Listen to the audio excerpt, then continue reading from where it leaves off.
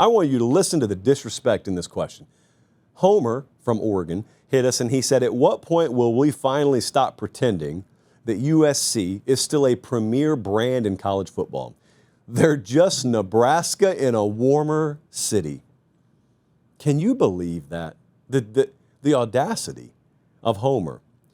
We got two different things going on here. If you want to talk about USC, the team, whether they can win 9 games or compete for the Big Ten or be a playoff contender, okay, well, that's a great conversation. We'll probably have that a lot in the coming weeks and months. Whomst amongst us knows? Maybe we'll go out there and do it in person. Imagine that. But a brand, if they're a premier brand, Lincoln Riley could go 0-12 this year and USC would still be a premier brand. I'm not quite sure where that was going. Maybe Oregon Homer there, in all of his haste to deliver the question, misworded it?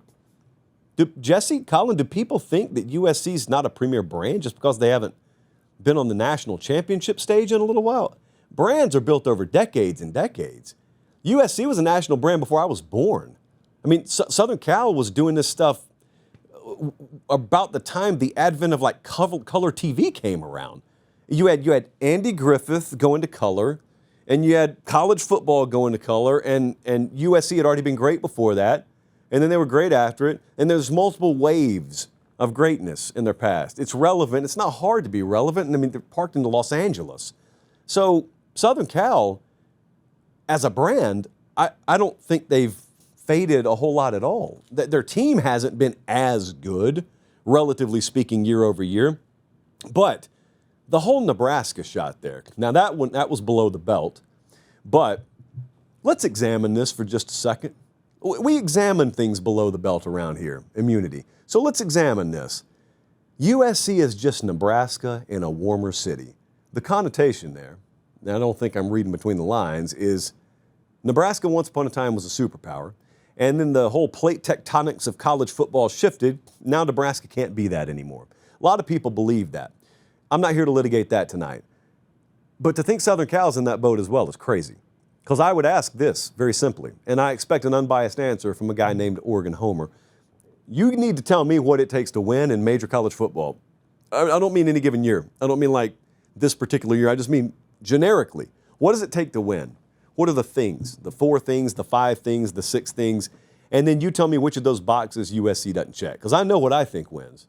And it's based on results, proven track record. And I know which teams had what, which programs had what. And Southern Cal's got all that. Now, having the potential to have all of it doesn't mean they have had those things every given year. Let me cut in really quick and ask, look, prayer hands, please subscribe to the channel if you haven't already. And if you think you're subscribed, check and make sure. Over 50% of you aren't. It's free, it doesn't sign you up for anything, and it helps us keep the show free, college football year-round, the way God intended it. All right, back to the clip.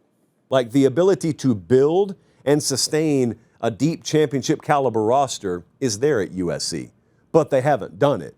So that just means they haven't fulfilled on their potential. But to think the potential for USC to compete at the national level is not there anymore, I'm not sure what changed. What is it allegedly that changed?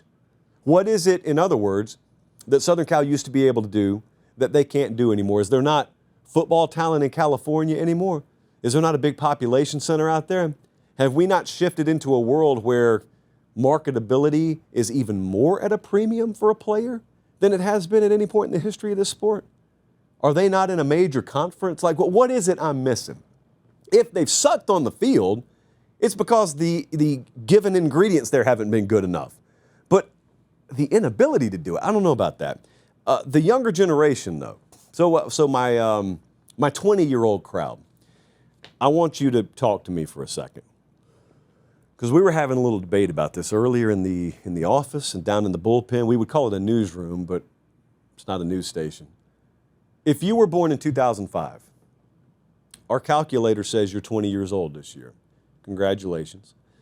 What do you think about USC? Not the team this given year, the program. Is USC a traditional, like, powerhouse, established brand in your mind?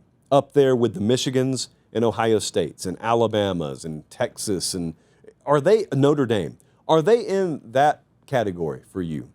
Because an alarming number of you said no. We focus grouped it a little bit, so I cheated. You said no. So basically, your memory starts around 2010 or 11.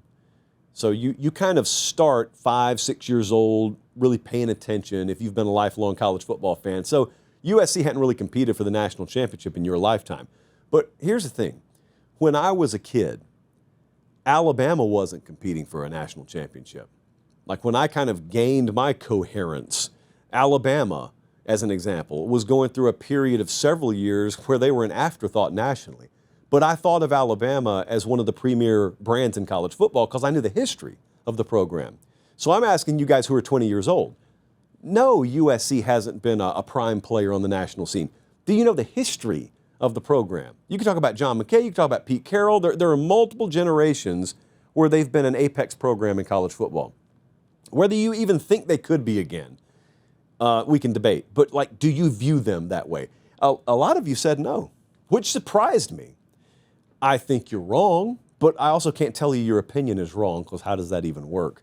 So USC, here's what I'll say. I'll move on after this. USC, if we're arguing that they're not a relevant brand anymore, I think that's a very short-sighted argument. But did you know they have the #1 recruiting class in 2026 right now?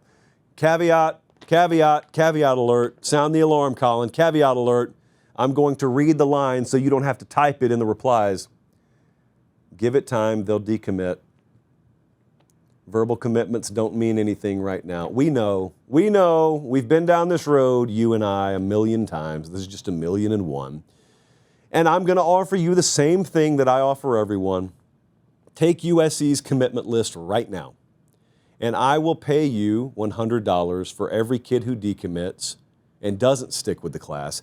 But you have to pay me $100 for every kid that does stick with the class. No one ever takes me up on the offer. And I'm not telling you no one's going to decommit. I'm telling you a majority of this class will sign with USC. That's what I'm telling you. So let's just pretend for a second there's a little validity to this. Why are they #1 in recruiting right now? Well, Josh, that's just because the weather's great out there and it's a blue blood and they got a lot of money and they got a big brand. Sounds like they're pretty relevant, is my point. That is relevance. They're not committing to Montana State. I should not throw shots like that. Why are they committing to USC? It does not matter if you're predicting them to win anything this year. Kids are buying the vision. And it may be just because the check's being stroked. It may be because they love the program. Either way, it means they're relevant. You think Southern Cal is the only place paying for football players? Do you think that? No, I don't think that either. So, relevance? We're arguing it. This is the Allen Iverson moment. But for college football, relevance, USC is very relevant.